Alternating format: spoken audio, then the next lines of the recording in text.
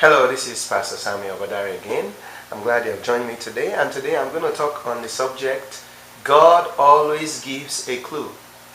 God always gives a clue.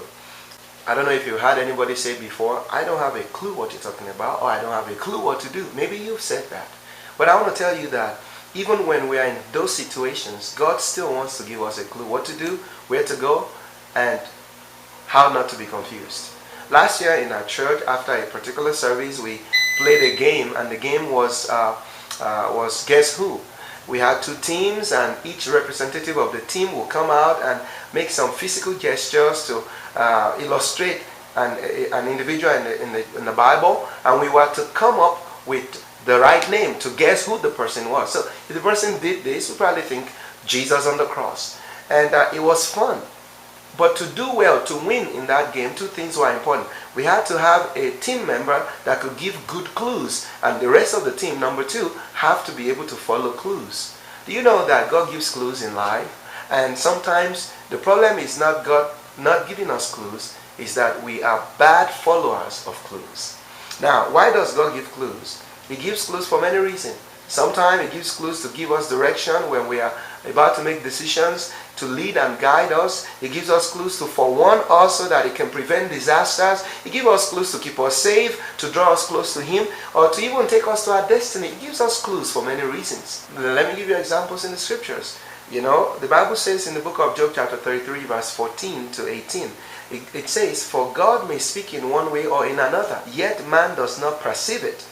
In a dream, in a vision of the night, when deep sleep falls upon men while slumbering on their beds, then He opens their ears and seals their instruction in order to turn man from his deed and conceal pride from man. He keeps back his soul from the pit and his life from perishing by the sword." God gives clues in dreams and visions. God gives clues by giving us impressions on our hearts. Sometimes you feel something heavily weighing on you. It may be God trying to tell you something. Sometimes God gives clues by us having unusual experiences, like Moses with the burning bush, seeing something totally unnatural. God was about to get his attention. Sometimes God gives us clues through other people's experiences. Things are happening around us, and it's just the same thing or the same kind of thing happening to people, different people. God might be saying, watch out. It might be God giving you a clue. Sometimes God gives us clues through repeated words. Different people coming at different times saying the same thing without having consulted with each other. God might be trying to get your attention. Sometimes it's through inner voices. You hear a voice, a still small voice in you, and God is trying to nudge you, trying to talk to you. It's a clue. And sometimes it's words of prophecy. Somebody giving you a direct words of prophecy, because God is trying to give you a direction. There are many ways God gives clues, many reasons why He gives clues, but oftentimes we're not following. And sometimes we're saying, God, give me direction, lead me, what should I do? God is saying, I've been giving you clues, I've been knocking and tugging at your heart, but you're not feeling it. There are three ways that we can react to the clues of God. Sometimes we can go totally without noticing it and we miss it. Sometimes we notice it, but we don't pay attention. We don't give a due attention to what the Lord is saying. And sometimes we pay attention, but we don't follow up and see it to the end and see what God is trying to tell us. You know, a good follower of clue was Moses. In Exodus chapter 3, he was doing his daily business. You know, he was a shepherd, and all of a sudden he sees this unusual scene, a bush burning without being consumed. He noticed it, number one. He paused, he stopped what he was doing, and he paid attention, he fixated on it. And the Bible says in Exodus chapter 3, the Bible says when he turned to look, to examine what was going on, God spoke to him. And that changed his destiny. What if he didn't turn?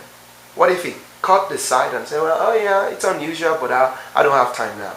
You see, if you're not paying attention to clues, you may miss your destiny. You may be praying and God is answering, but you're not seeing it because you're not paying attention. So I want to tell you, as from today, especially if you're a believer, learn to follow the clues God gives you, because they may hold your destiny. They may prevent you from disaster. They may be the direction you are looking for. They may be the prevention from any evil lurking around the corner. A bad follower of clues was Nebuchadnezzar. God gave him two great dreams. Yes, he was excited. He paid attention. He wanted to know what they were. And upon finding out the meanings of the dreams, you know what he did? He just went on as if, nothing happened. Life as usual. And the second one indicated that God was going to judge him for his pride. And sure enough, it happened to him. He noticed it, he paid attention, he didn't follow up. And, God judged him.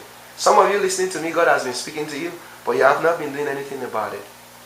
Don't be caught up in the judgment of God, because He will have given you enough clues. But it will have been that you didn't follow. God gives clues. I don't know which way He's speaking to you right now. Are you listening? Are you following? May God bless you.